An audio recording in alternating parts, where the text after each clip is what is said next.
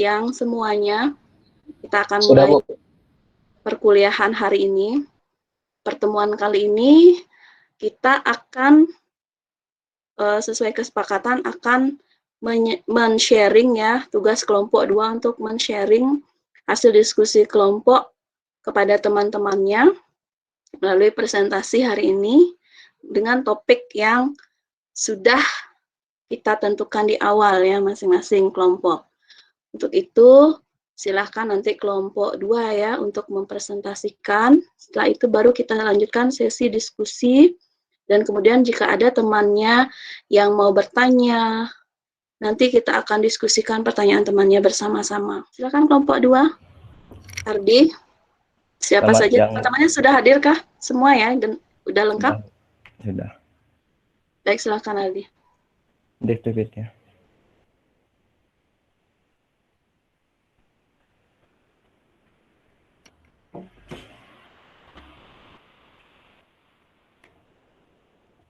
Baik, selamat siang Bu Ranti dan teman-teman. Kali ini kami dari kelompok 2 akan mempresentasikan tentang CSR dan jalan keluar dari krisis. Lanjut deh. Lanjut. Materi yang pertama, saya akan membawakan perkenalkan, nama saya Gusti Madiardi Wirasana dengan NIM 118210858.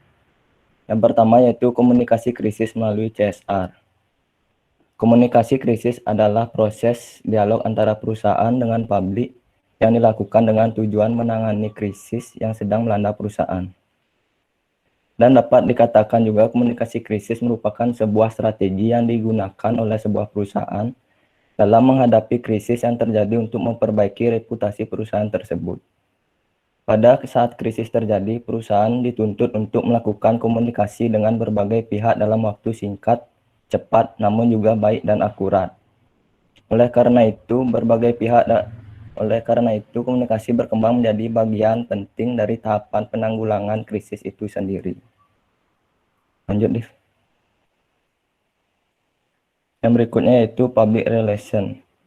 Dalam menjalankan strategi komunikasi krisis, public relation digunakan oleh perusahaan untuk menyebarluaskan dan menjalankan sebuah program yang memberi dampak baik terhadap masyarakat.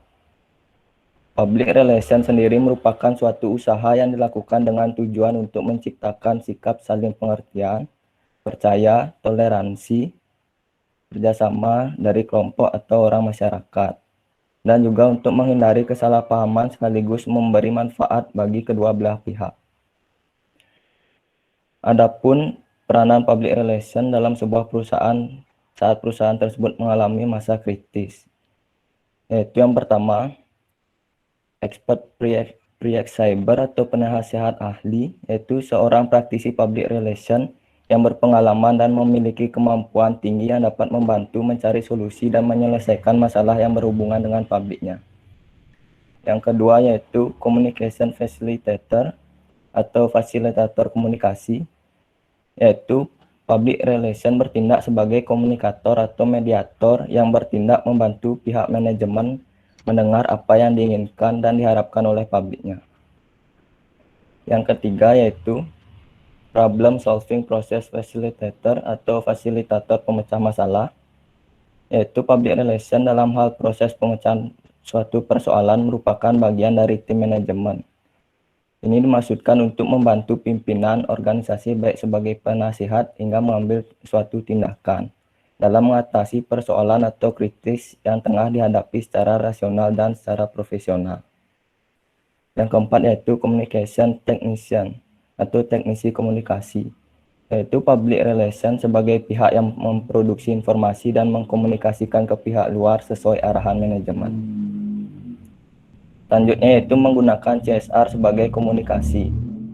Dalam upaya memulihkan citranya, suatu perusahaan dapat memakai konsep CSR atau Corporate Social Responsibility untuk menjalankan strategi komunikasi krisis.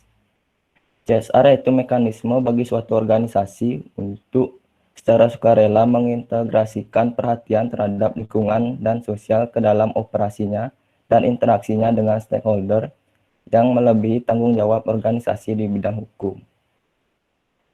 CSR bisa digunakan oleh public relation untuk merespon krisis yang melebihi tanggung jawab perusahaan di bidang hukum, namun dengan lebih bertanggung jawab kepada masyarakat. Ada bila juga pencegahan krisis.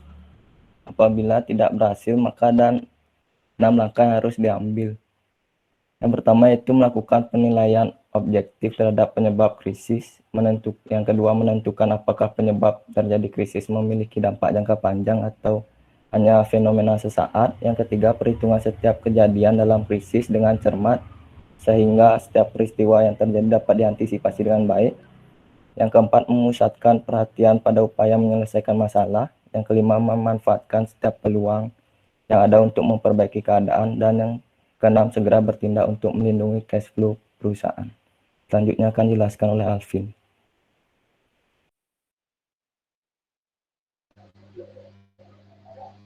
Baik, perkenalkan nama saya Alvin Restukan, NIM 859. Sekarang saya akan menjelaskan tentang manajemen krisis dan CSR. Yang pertama ada pengertian dari manajemen krisis tersebut. Manajemen krisis adalah proses yang membahas organisasi dengan sebuah peristiwa besar yang mengancam merugikan organisasi, pemangku kepentingan atau stakeholder, dan masyarakat umum. Krisis seringkali terjadi di luar dugaan. Oleh karena itu, sebuah perusahaan harus selalu siap untuk menghadapi krisis yang mungkin menimpanya. Perusahaan harus bisa mengidentifikasi masalah-masalah yang mungkin akan menjadi penyebab krisis bagi perusahaannya.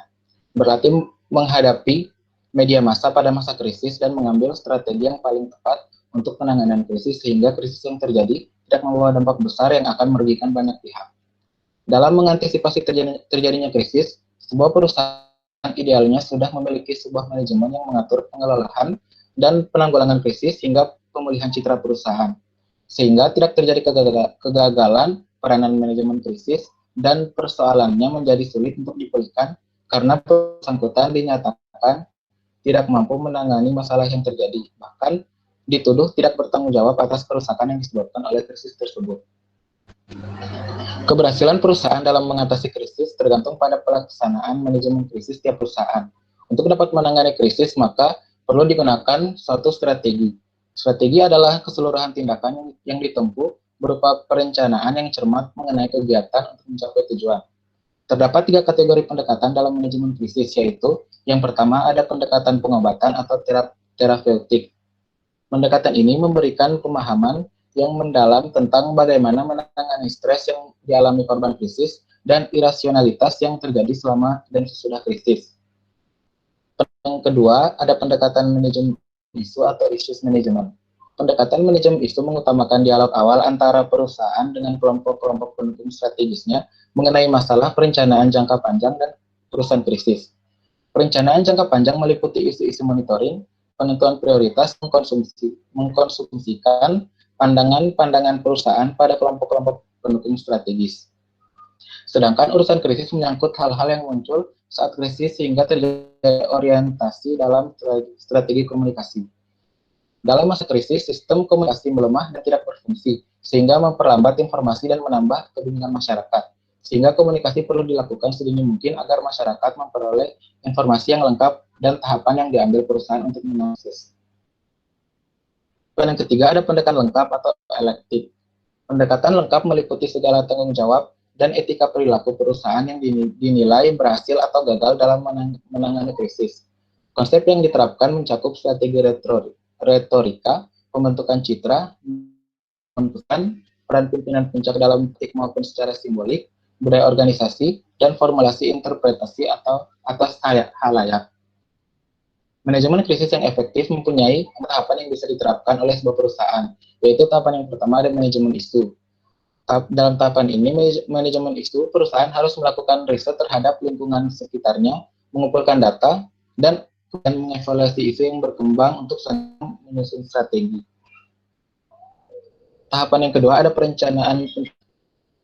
Pada tahap perencanaan pencegahan, perusahaan harus menyusun jumlah kebijakan dan rencana penanggulangan krisis, kemudian menentukan target, pesan, dan media, serta menunjuk tim manajemen krisis. Tahapan yang ketiga ada krisis. Pada tahapan ini, perusahaan mulai menjalankan aksi dari serangkaian rencana yang telah disusun dalam perencanaan pencegahan sebelumnya. Di sini terjadi penilaian atas dimensi, kontrol, keterbatasan waktu, dan berbagai pilihan.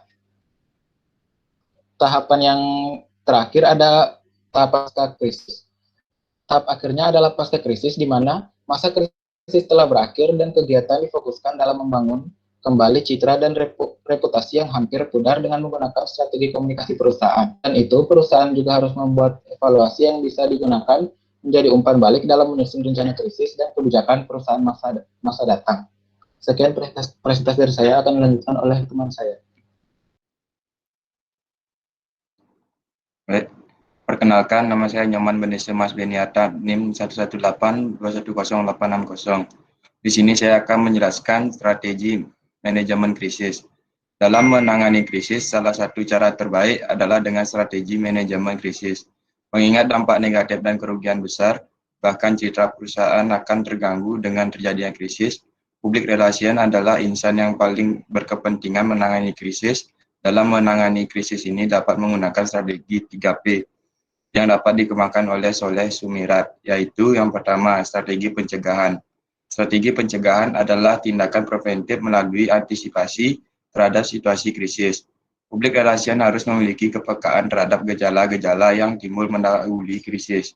Public relation dituntut mampu berpikir strategis untuk dapat mengantisipasi, menganalisis, dan sekaligus memposisikan masalah krisis agar terjadinya krisis dapat dicegah sejak dini. Yang kedua, strategi persiapan. Bila mana krisis tidak dapat dicegah sejak dini, strategi persiapan harus dilakukan melalui 2 langkah. Yang pertama, perusahaan membentuk tim krisis, dan tim ini terdiri dari pemimpin perusahaan, manajer umum, manajer personalia, manajer operasi, manajer keamanan, dan manajer public relation. Tim ini harus selalu berhubungan baik melalui surat, telepon, atau rapat. Dengan seiringnya berkomunikasi, situasi krisis dapat dipantau dari waktu ke waktu.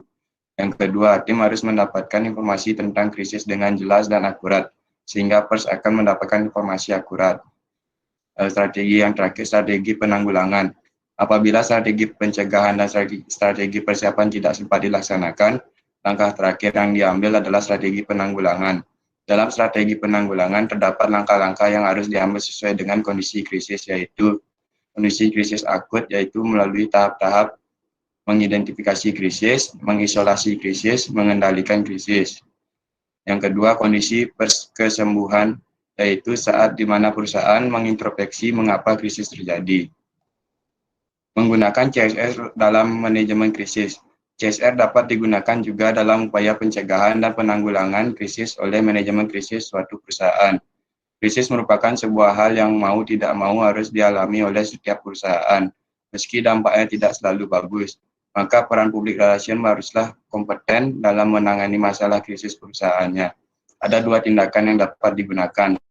Yang pertama, tindakan yang bercirikan pada keterlibatan langsung oleh manajemen dalam merespon krisis. Contohnya seperti top manajemen berkunjung ke tempat krisis berlangsung, memberi kompensasi terhadap korban, mendatangi keluarga korban, dan memperbaiki fasilitas yang rusak dengan sesegera mungkin. Yang kedua, tindakan komunikasi. Tindakan ini meliputi apa yang harus dikomunikasikan oleh perusahaan ketika krisis sedang berlangsung, baik pada publik internal maupun publik eksternal. Implementasi CSR pada manajemen krisis juga berhubungan dengan konsep triple bottom line. Triple bottom line adalah konsep pengukuran kinerja suatu bisnis dengan memperhatikan ukuran kinerja ekonomis berupa A. Profit atau keuntungan merupakan tujuan dasar dalam setiap kegiatan usaha. Kegiatan perusahaan untuk mendapatkan profit setinggi-tingginya dengan cara meningkatkan produktivitas dan melakukan efisiensi biaya. B. People atau masyarakat merupakan stakeholder yang menilai bagi perusahaan karena sokongan masyarakat sangat dibutuhkan bagi keberadaan, kontinuitas hidup dan kemajuan perusahaan. C. Planet. Planet atau lingkungan merupakan sesuatu yang terikat dan tidak bisa lepas dari seluruh aspek dalam kehidupan manusia. Profit atau keuntungan yang merupakan hal yang utama dari dunia bisnis membuat perusahaan sebagai pelaku industri hanya mementingkan keuntungan tanpa melakukan usaha apapun untuk melestarikan lingkungan. Akibatnya, kerusakan lingkungan terjadi di berbagai tempat yang disebabkan oleh perusahaan yang tidak bertanggung jawab seperti polusi, pencemar air, hingga perubahan iklim. Selanjutnya akan dilanjutkan oleh teman saya.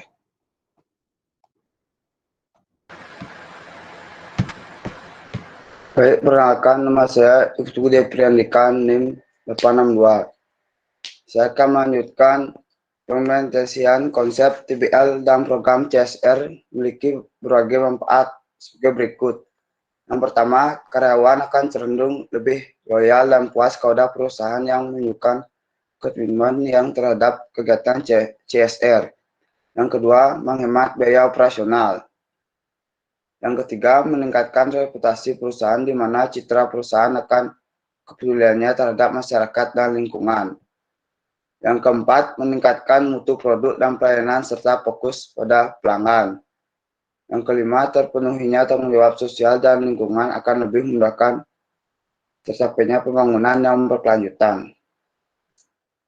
Selanjutnya, manajemen risiko. Setiap perusahaan yang menjalankan CSR sebagai manajemen krisis akan selalu menimbulkan risiko. Risikonya adalah yang akan muncul dan dapat membahayakan suatu perusahaan. CSR berjalan dengan lancar dan nantinya dapat sesuai dengan apa yang diharapkan oleh masyarakat. Terdapat 3 tipe risikonya, yaitu yang pertama risiko terkait dengan bisnis yang menjalankan. Artinya tipe ini biasanya berhubungan dengan kebijakan pemerintah, contohnya seperti kebijakan UMR.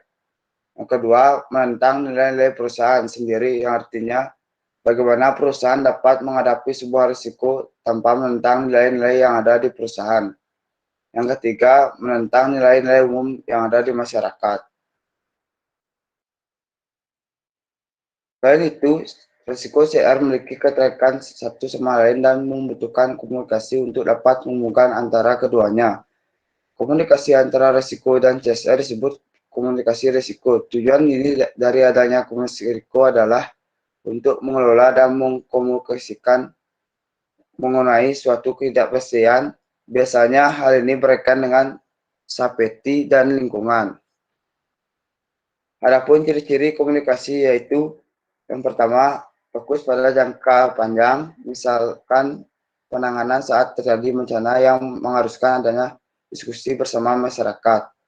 Yang kedua, proses dan komunikasi risiko, yaitu dengan komunikasi antar komunikator dengan masyarakat. Yang ketiga, dialog antar dua kubu. Keempat, komunikasi yang terjalin harus dua arah. Dan yang kelima, pemenuhan syarat keamanan, kesalahan, dan lingkungan.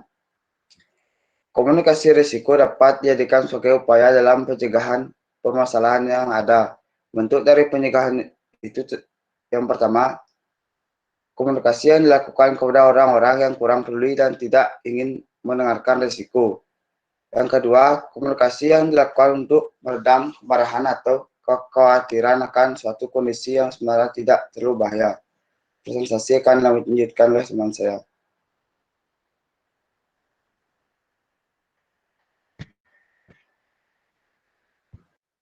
Baik, perkenalkan. Nama saya Devwikan Sasmika dengan NIM 118210880. Di sini saya akan menjelaskan komunikasi manajemen krisis dan CSR. Ketika krisis terjadi, sebuah perusahaan harus segera mengidentifikasi dan menunjuk satu Sebentar, Dev. Cam-nya nggak bisa, Dev.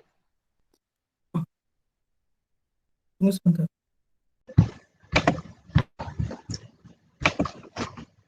Sudah terlihat, Bu? Sudah.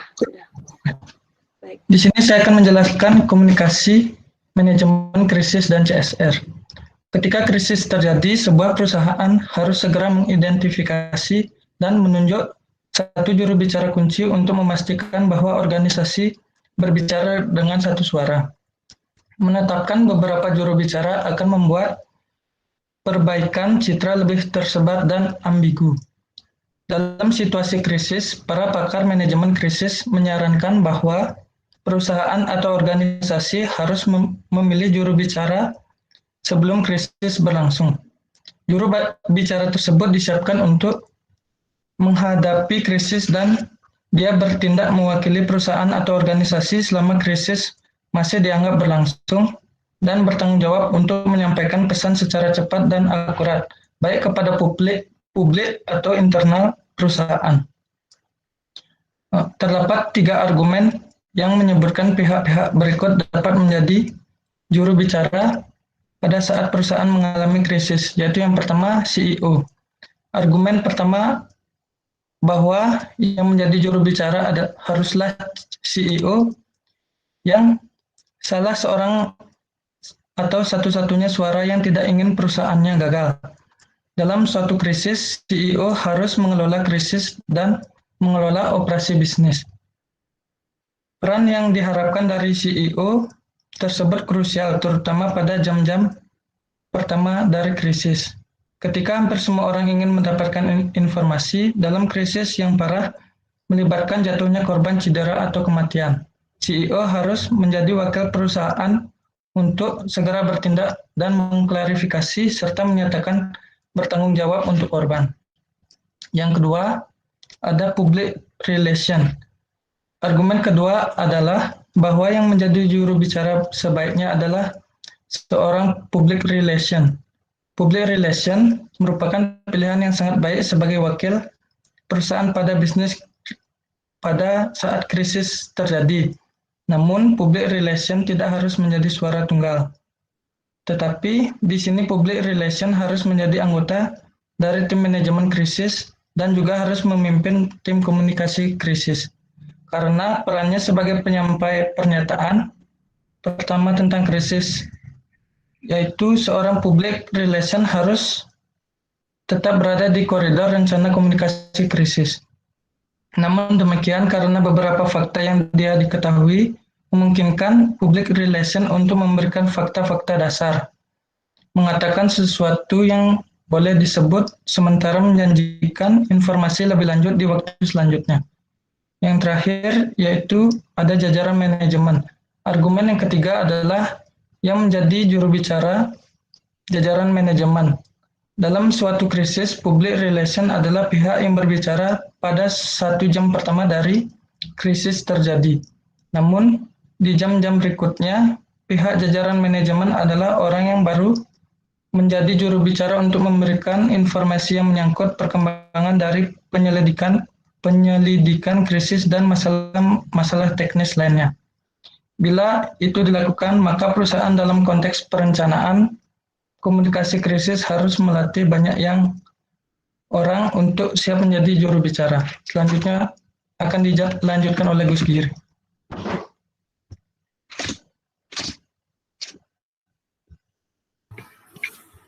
Baik, terima kasih untuk waktunya. Saya akan melanjutkan presentasinya. Perkenalkan, nama saya Debagus Nyoman Giri Nugraha dengan NIM 892. Selanjutnya ada strategi CSR. Strategi CSR adalah pendekatan yang mensinergikan CSR dengan strategi perusahaan secara keseluruhan. Sinergi ini diperoleh ketika perusahaan memberi kontribusi pada lingkungan sosialnya sesuai dengan core kompetensinya, atau dengan kata lainnya adalah CSR harus juga memberikan keuntungan bagi perusahaan tersebut. Strategi CSR harus dapat mempengaruhi yang pertama, sosial, artinya perusahaan dalam melakukan CSR sebagai upaya mengembalikan ceritanya saat kondisi krisis harus bertanggung jawab terhadap dampak sosial yang diakibatkan baik secara langsung maupun tidak langsung.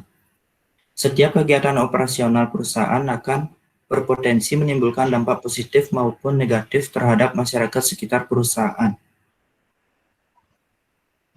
Apabila perusahaan memperhatikan aspek sosial, maka perusahaan akan dapat mencapai perkembangan serta pembangunan berkelanjutan. Munculnya resistensi masyarakat terhadap perusahaan karena aspek sosial ini diabaikan, sehingga dapat menimbulkan kondisi yang tidak kondusif dalam aktivitas perusahaan tersebut. Yang B, ekonomi. Aspek ekonomi dari dilakukannya strategi CSR meliputi dampak ekonomi dari kegiatan operasional yang dilakukan oleh perusahaan. Aspek ekonomi ini tidak hanya melaporkan keuangan atau neraca perusahaan saja, tetapi juga meliputi dampak ekonomi baik secara langsung maupun tidak langsung terhadap operasional perusahaan di komunitas lokal dan di pihak-pihak yang berpengaruh terhadap perusahaan lainnya. Kunci sukses dari aspek ekonomi adalah economic performance atau kinerja keuangan perusahaan. Pada hakikatnya, profit merupakan tambahan pendapatan yang digunakan untuk keberlangsungan perusahaan. Konsep triple bottom lines, perusahaan tidak hanya bertanggung jawab pada stakeholders dengan mendatangkan keuntungan sebesar-besarnya. Perusahaan juga harus menyadari baik secara langsung maupun tidak langsung profit yang diperoleh tidak terlepas dari dukungan stakeholder.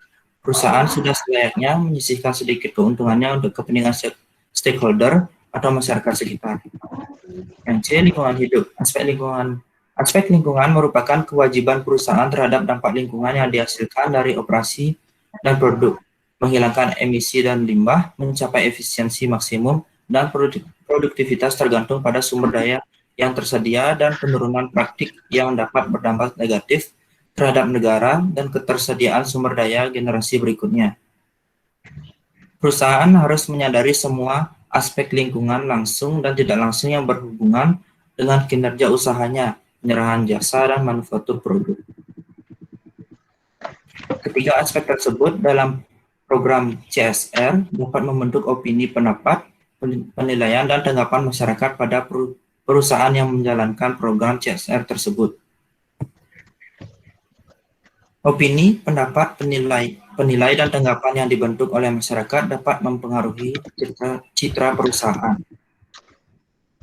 Baik, sekian yang dapat kami presentasikan. Selanjutnya akan ada sesi tanya jawab. Dan untuk itu saya kembalikan kepada Bu Tanti. Terima kasih. Oke, nah ini ada pertanyaan dari Sita Ayu, Ayu Sita Dewi.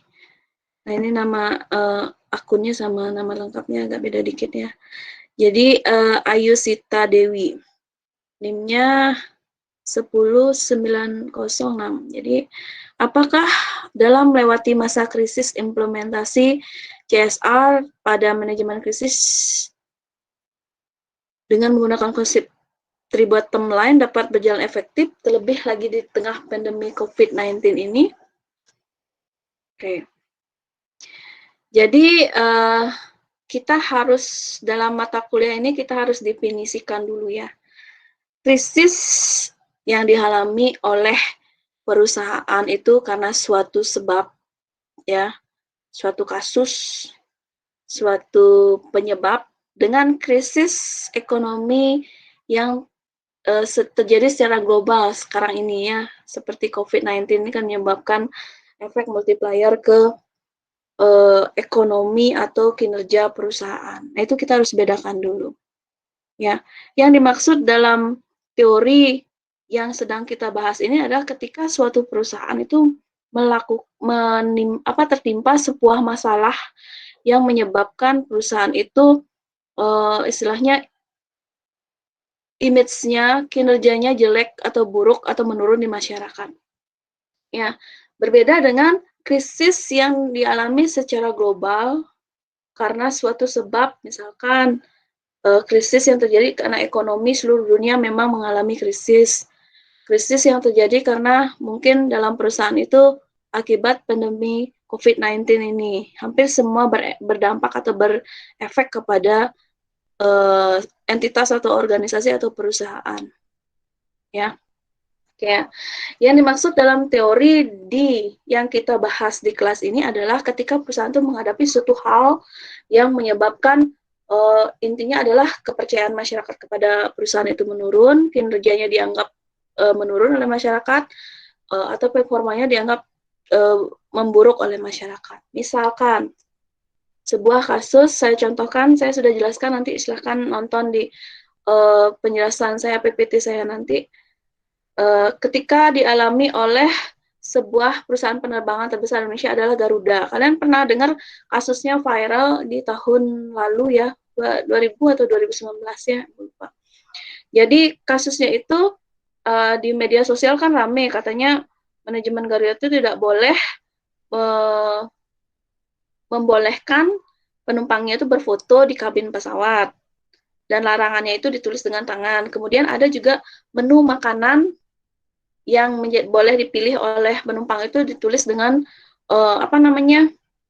tulisan tangan. Nah, jadi menyebabkan bahwa para penumpang itu menilai kurang bagus kepada pihak perusahaan penerbangan tersebut tidak profesional lah, apa namanya, tidak membuat tidak nyaman pada penumpangnya, sehingga mereka cenderung menjadikan perusahaan tersebut dianggap tidak profesional, tidak bagus melayani, sehingga efeknya adalah mungkin para penumpang itu bisa nantinya meninggalkan kesan yang buruk, image yang buruk terhadap perusahaan, dan bisa saja nanti nggak mau lagi menggunakan, kan efeknya ke sana. Itu menimbulkan nantinya suatu kesan yang buruk pada perusahaan, nantinya akan berdampak pada kinerja perusahaan secara operasional maupun secara ekonomi. Nanti mungkin saja orang akan berpaling, meninggalkan perusahaan tersebut, kemudian menggunakan jasa penerbangan yang lain. Nah, itu krisis yang dialami oleh sebuah perusahaan. Yang maksud di CSR itu seperti ini.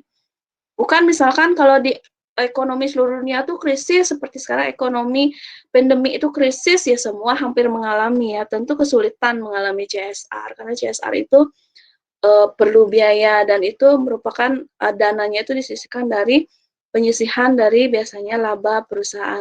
Laba turun karena ekonomi secara global turun, ya pasti pelaksanaannya juga akan mengalami sedikit penurunan dalam melaksanakan kegiatan tanggung jawab sosialnya kepada masyarakat, lingkungan, dan sosial, dan kinerja ekonominya juga.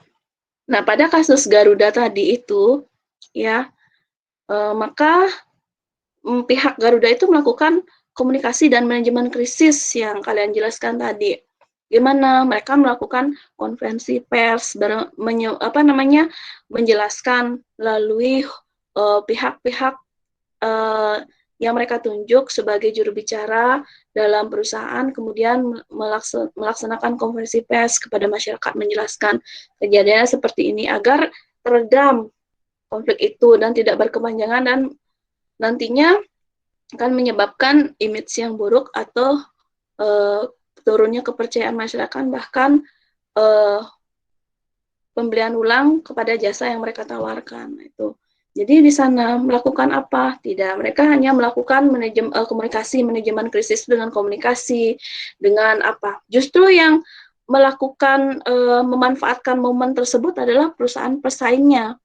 Perusahaan pesaingnya itu yang tidak langsung, ya AirAsia, dia melaksanakan kegiatan CSR, tanggung jawab sosial, dengan memberikan tiket gratis kepada penumpang yang dia bikin kontes foto di kabin pesawat. Justru kalau katanya di Garuda dilarang, mereka justru silakan berfoto di kabin pesawat kami untuk menunjukkan bahwa penerbangan itu menyenangkan bersama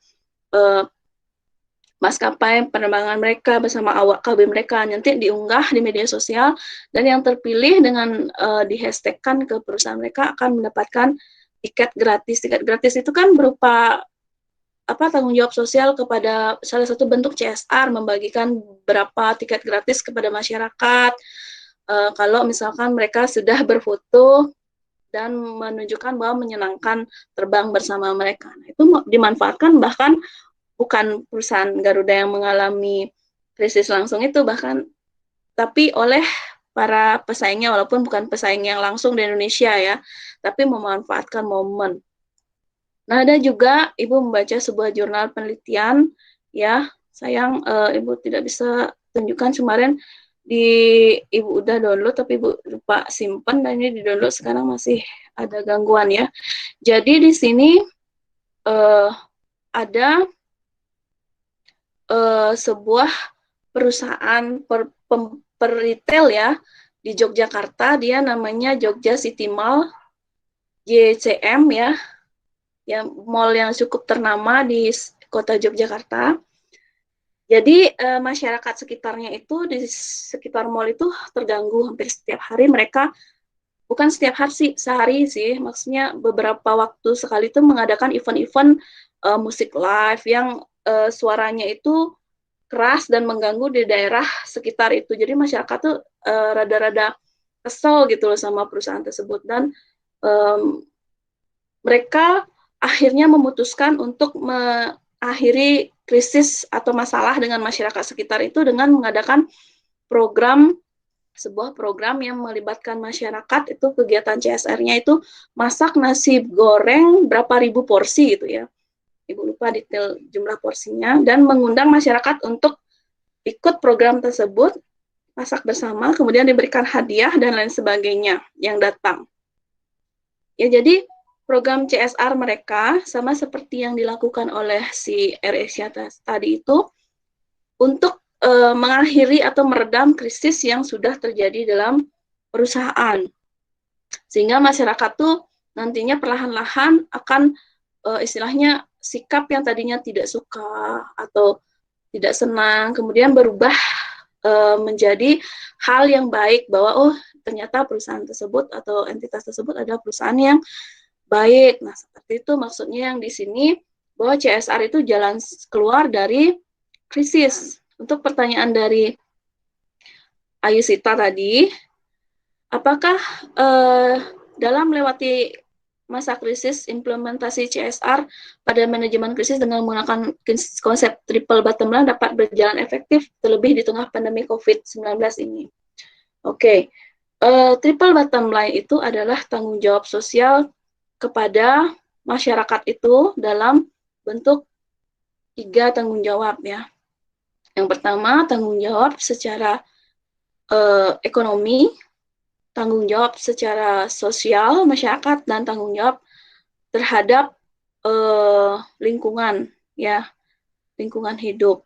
Jadi kalau triple bottom line itu kan ada profit ya, perusahaan itu tentunya harus hidup dan beroperasi untuk mendapatkan profit agar hidup mereka itu terus berlangsung atau going concern. Untuk apa? Kalau tidak mendapatkan profit, tentunya nanti lama-lama akan bangkrut kan ya perusahaan.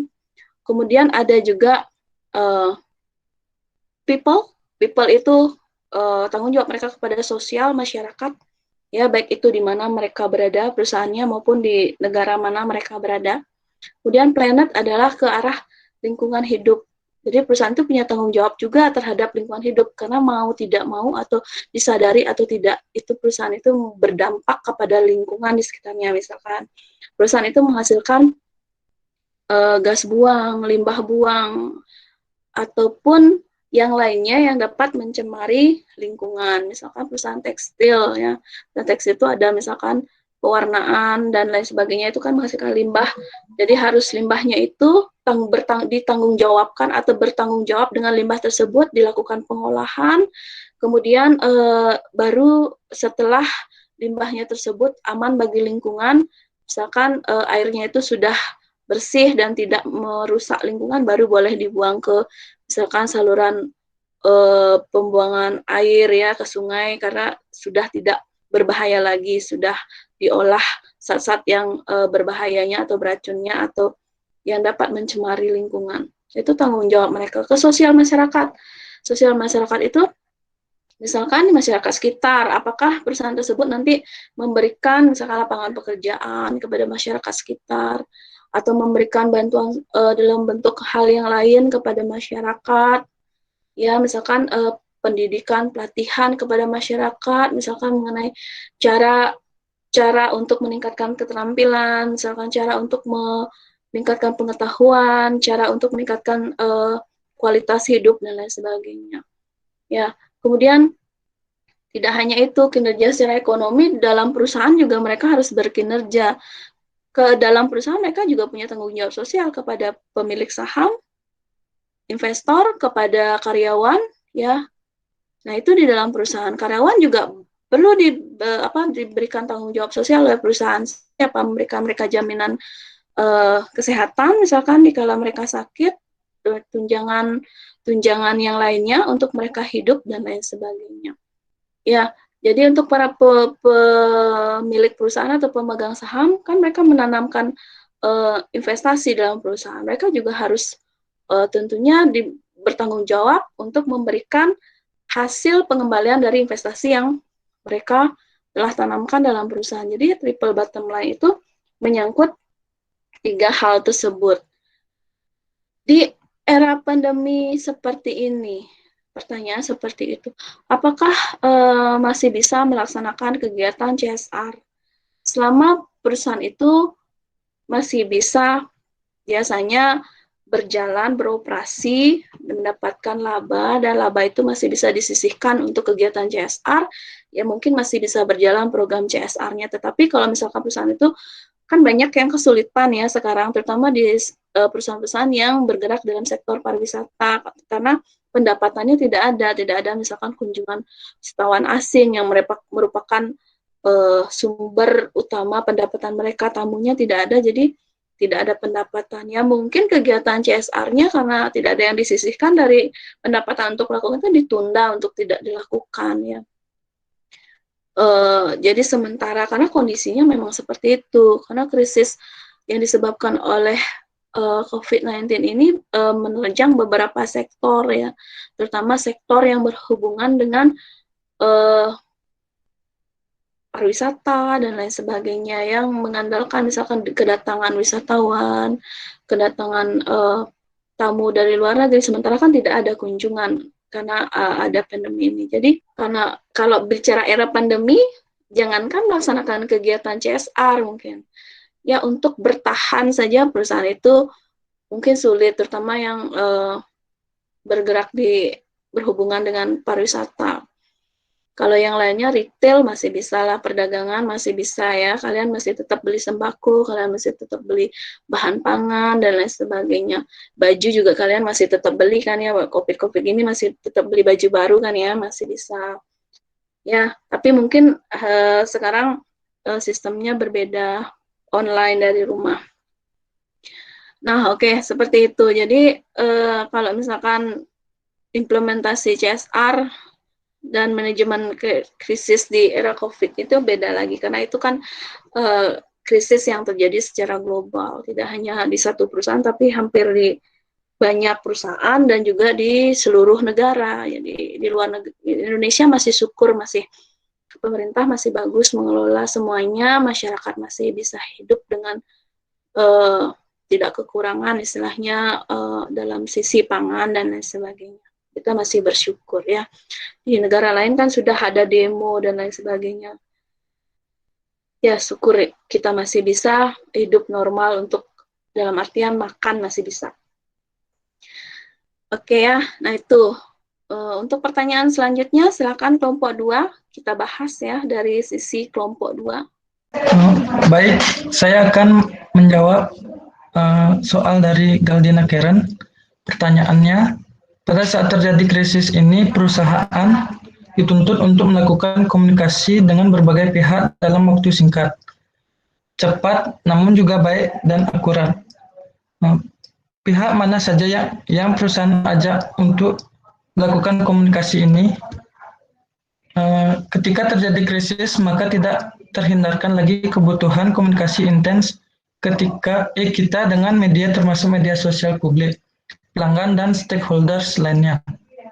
Komunikasi krisis seharusnya dimulai sesegera mungkin dalam rentang golden hour untuk memastikan persepsi publik bahwa perusahaan siap menghadapi krisis serta peduli dengan kepentingan publik.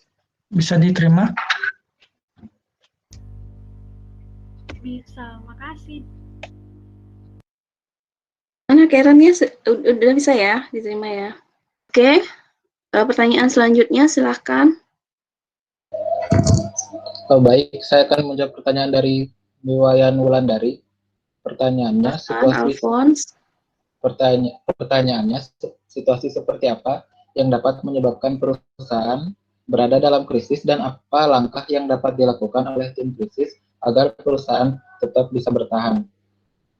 Jawabannya, krisis terjadi di mana perusahaan dalam keadaan yang sangat membahayakan yang dapat menimbulkan dampak besar bagi semua orang, seperti wabah, bencana alam, teknologi, manajemen yang buruk, terorisme, peperangan, dan kelangkaan. Apabila pencegahan krisis tidak berhasil, maka ada 6 langkah yang harus diambil. Yang pertama, melakukan penilaian yang objektif terhadap penyebab krisis. Yang kedua, menentukan apakah penyebab terjadinya krisis memiliki dampak jangka panjang atau hanyalah fenomena sesaat. Yang ketiga, perhitungan setiap kejadian dalam krisis dengan cermat, sehingga setiap peristiwa yang terjadi dapat diantisipasi dengan baik. Yang keempat, memusatkan perhatian pada upaya menyelesaikan masalah. Yang kelima, memanfaatkan setiap peluang yang ada untuk memperbaiki keadaan. Dan yang keenam, segera bertindak untuk melindungi cash flow perusahaan. Apakah bisa diterima? Bisa, Alphonse. Terima kasih. Baik, sudah cukup ya panjang lebar penjelasan. Jadi apakah dampaknya itu nanti yang perlu dipikirkan oleh perusahaan yang tengah menghadapi masalah yang menjurus ke arah krisis itu dampaknya ya.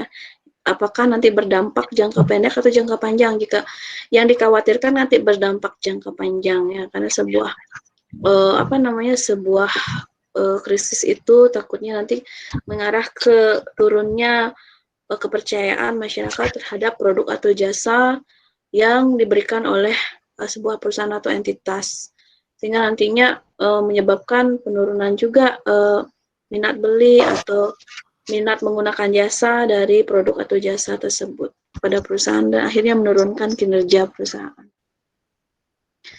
Jadi perusahaan itu harus pandai-pandai menghadapi krisis. Jadi makanya di perusahaan itu ada yang disebut humas, hubungan masyarakat biasanya, public relation ya, untuk menjaga hubungan baik dengan pihak-pihak eksternal perusahaan. Dan mereka yang pertama mencegah terjadinya sebuah misalkan ada konflik atau masalah, dan mereka juga yang nanti menjadi tim fasilitator untuk memecahkan masalah kepada pihak eksternal jika terjadi masalah dengan pihak eksternal, sehingga konflik tersebut nanti tidak menyebabkan efek baik itu jangka pendek maupun jangka panjang kepada perusahaan. Ya, jadi ada yang bertugas memang humas, PR dan lain sebagainya untuk itu dia. Baik, silahkan lanjut lagi. Baik, saya akan menjawab pertanyaan dari Rudka Tumanggor. Pertanyaannya, apa saja tugas-tugas dari manajemen krisis? Tugas utama yang harus dilakukan oleh tim krisis adalah melakukan identifikasi krisis dan menentukan langkah-langkah apa yang harus dilakukan. Semua tim harus bisa menjelaskan pesan-pesan komunikasi yang sudah disepakati. Tim manajemen krisis harus menghindari pertanyaan off the record. Dengan demikian, public relation dapat berperan sebagai penarik dan penilai kesimpulan atas opini, sikap serta aspirasi dari berbagai kelompok masyarakat, yang termasuk internal dan eksternal yang terkena dampak kegiatan public relation. Selain itu, public relation dapat juga mengajukan usul atau saran kebijakan atau etika perilaku tertentu yang akan menyelaraskan kepentingan klien dengan kelompok masyarakat tertentu. Juga, public relation dapat merencanakan dan melaksanakan rencana jangka pendek, menengah, dan panjang untuk menciptakan dan meningkatkan pengertian dan pemahaman terhadap objek, kegiatan, metode, dan masalah yang dihadapi. Pentingnya peranan public relation dalam menghadapi isu atau krisis jelas tidak bisa diragukan lagi. Sekian jawaban dari kami. Apa bisa diterima, Rika?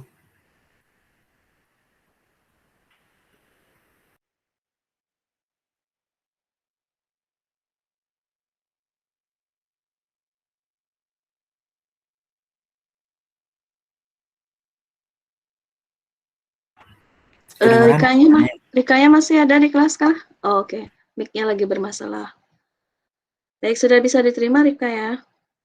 Jawaban dari Gus Giri tadi. Lanjut lagi. Masih ada yang belum dapat kesempatan untuk memecahkan masalah yang kita akan diskusikan? Yang dari temannya? Saya, Bu. Oke, silakan. Mendesa. Saya mau menjawab pertanyaan dari Nimade Wulandari.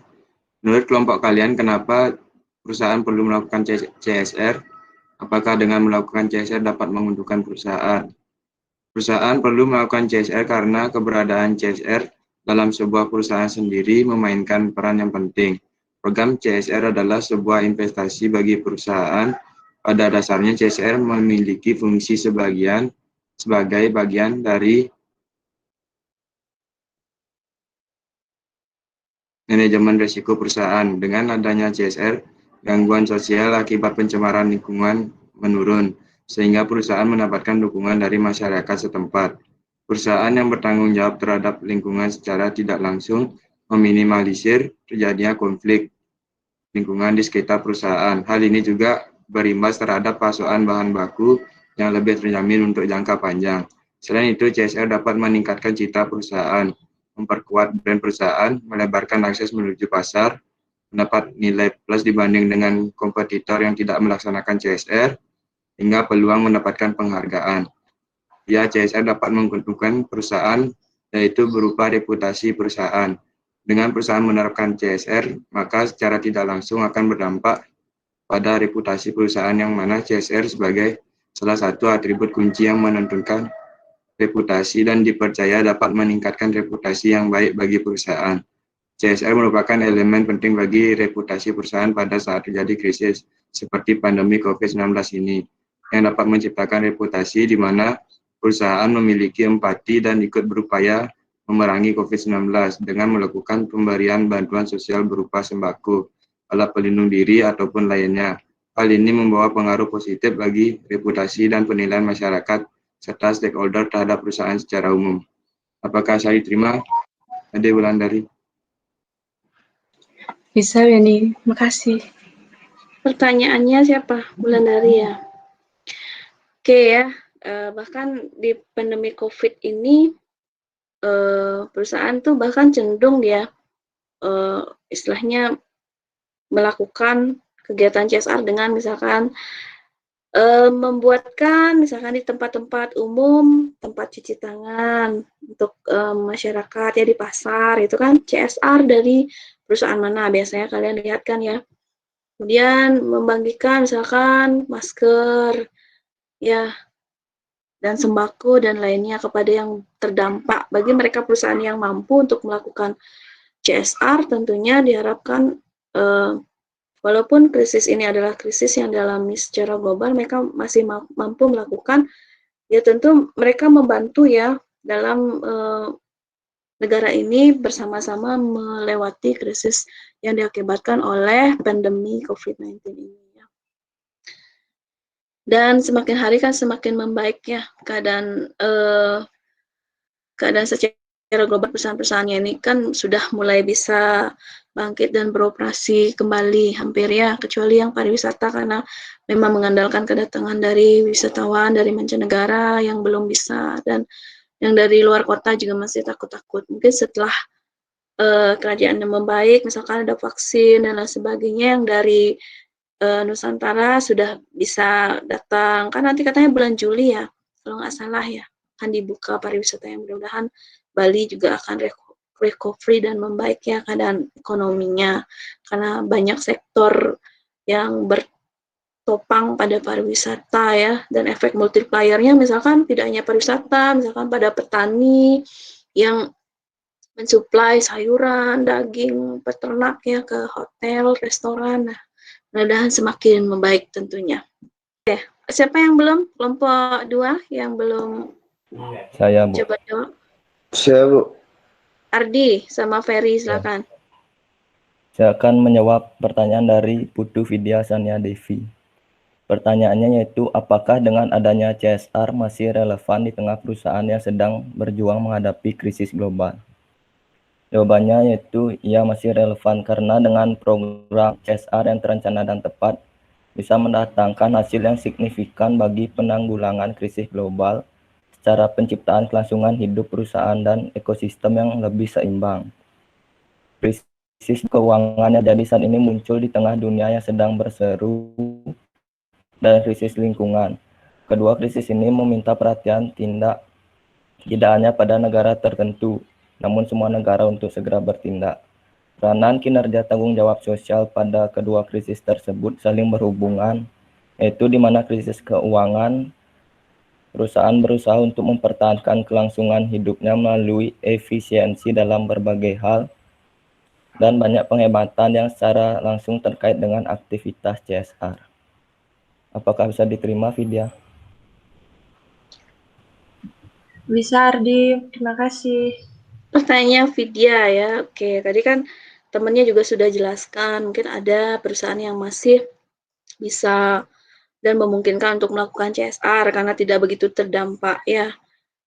Perusahaan-perusahaan yang tidak begitu terdampak, misalkan perusahaan yang tidak berhubungan langsung dengan pariwisata, jadi tetap bisa merasakan CSR karena ada sebagian laba yang mereka dapat sisihkan untuk dianggarkan melalui kegiatan CSR ini sebagai bentuk tanggung jawab mereka kepada masyarakat, kepada lingkungan, dan secara ekonomi kepada negara ini untuk turut serta menghadapi pandemi COVID-19 ini, saling berbagi istilahnya ya. Ya, termasuk tadi yang sudah saya bahas, misalkan membangun sarana cuci tangan di fasilitas umum, bahkan di kampus pun ada perusahaan yang menjadi sponsor untuk, kalau kalian lihat di kampus kan ada ya cuci tangan di depan sebelum gedung masuk itu, salah satu perusahaan memberikan CSR, membangunkan kalian tempat cuci tangan di pasar, di tempat yang ramai juga seperti itu. Ya, jadi masih relevan, masih bagi mereka yang mampu untuk melakukan, masih bisa melakukan CSR dengan mereka tidak terdampak langsung terhadap pandemi COVID ini operasional perusahaannya, sehingga masih bisa secara normal melakukan tanggung jawab mereka kepada sosial, kepada lingkungan, kepada masyarakat. Oke, lagi satu, Ferry mungkin, Ferry mau jawab ya? Yang lainnya sudah kan ya, tinggal Ferry aja lagi satu ya.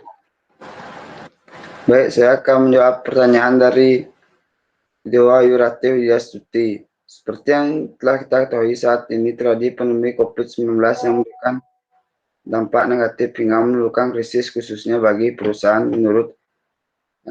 Menurut kelompok kalian, bagaimanakah perusahaan menjalankan CSR di dalam situasi pandemi ini?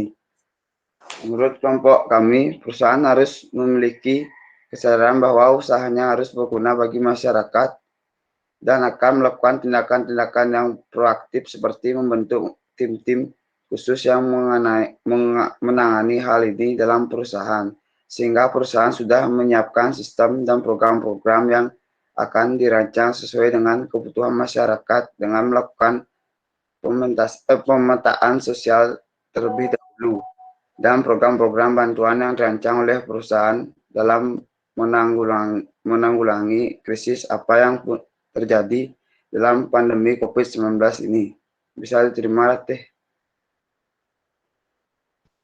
Bisa, Ferry. Terima kasih. Ya, jadi ada ya dalam perusahaan itu yang khusus tugasnya untuk istilahnya menekel apa yang menjadi masalah bagi perusahaan ya. Dalam struktur organisasi itu biasanya hubungan ke masyarakat, keluar itu ada nanti. Itu yang nantinya mungkin harus bertugas mencari tahu sebenarnya potensi yang bisa menimbulkan krisis yang berasal dari luar itu apa saja, sehingga mereka bisa menentukan nanti jalan keluarnya untuk mengatasi krisis tersebut seperti apa ya. Tadi pertanyaan Dewa Ayurati Widyastuti sudah dijawab ya, sudah detail sekali, saya nggak komentari lagi. Oke, berarti sudah semua ya. Baik, terima kasih ya. Saya share link absen. Yang sudah absen boleh pamit, yang belum bisa absen nanti kita absen bersama-sama. Selamat siang, terima kasih perhatiannya.